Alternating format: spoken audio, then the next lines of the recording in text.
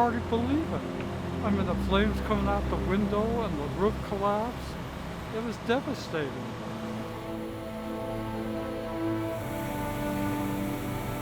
To see it now gone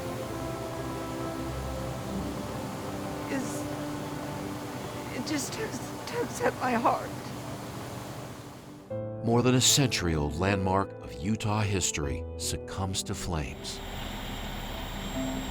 I expect Provo's going to actually have to go through a grieving process. This building is part of our fabric. 5 years ago, days before Christmas, an accidental fire in the middle of the night all but devoured the Provo Tabernacle. Its outer walls still standing, barely. And for tearful witnesses to the blaze, finding it so very difficult to watch. My daughter just broke down and cried when she found out.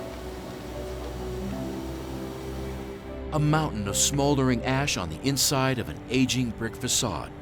What would become of such an historic treasure so closely tied to the pioneer heritage of Utah? After careful study, we've decided to rebuild it with full preservation and restoration of the exterior to become the second temple of the church in the city of Provo. In the Church of Jesus Christ of Latter-day Saints, saving what was thought to be lost has enormous significance. And for the past 5 years, this project to reclaim the former tabernacle has taken it far beyond its former self. When the storms of life swirl around us, we still build temples. And we're going to build one in the heart of Provo, Utah. And I love the symbolism of that.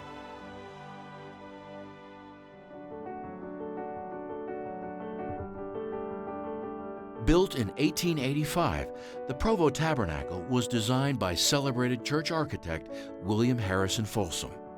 This grand Victorian Gothic building of Folsom's design was the location of special church events, at times general conference, and even hosted visiting U.S. presidents like William Howard Taft.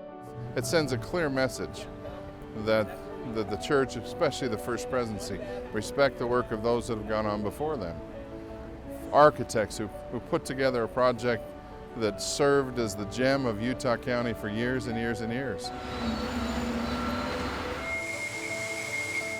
We stabilized the existing masonry by taking the inside 2 rows of brick. There are 5 rows of brick in the wall of the tabernacle. We took the inside 2 rows of brick out, and we put some helical ties in to tie the remaining 3 rows together, and then built a concrete wall on the inside to hold the tabernacle together. That gives it a better strength for lateral resistance.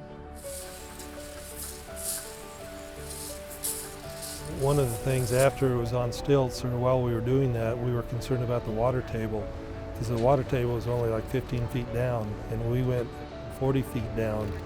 And so basically the temple is like a boat or a bathtub with waterproofing, multiple layers of waterproofing.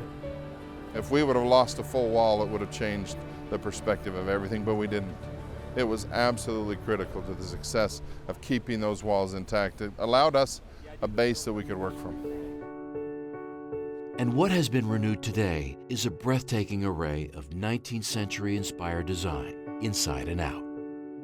The arc of painstaking gold leaf applications from the ceiling rooms to the angel Moroni that sits atop the restored center spire. A celestial room inspired by their faithful past, and the repeating staircase that leads up to it, built in part by special craftsmen practicing their trade for generations in Utah. I'm really blessed that I can finish this up. I'll get to install these stair treads in this building, which my great-grandfather done on the Manti. His was all built out of wood, mine steel. He was a much better tradesman than I think I was.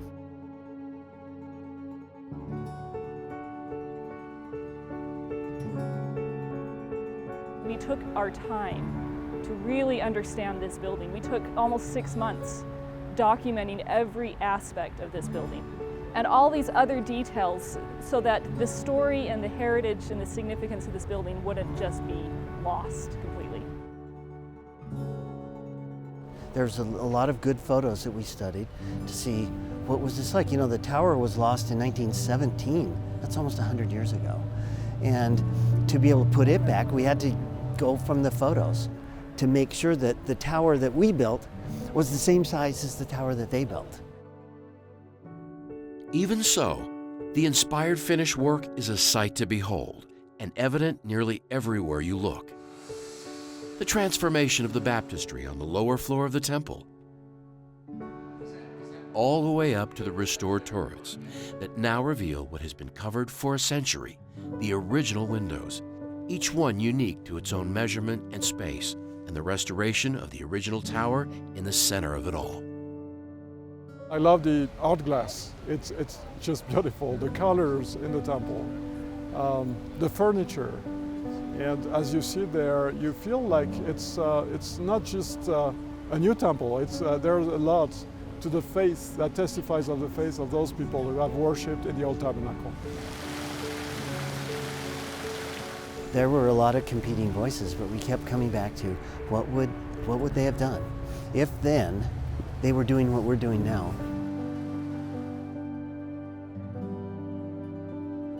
Those that are on the other side are happy with what this has become. You take a temple from the ashes and you deliver a beautiful temple like this. It's a marvelous feat.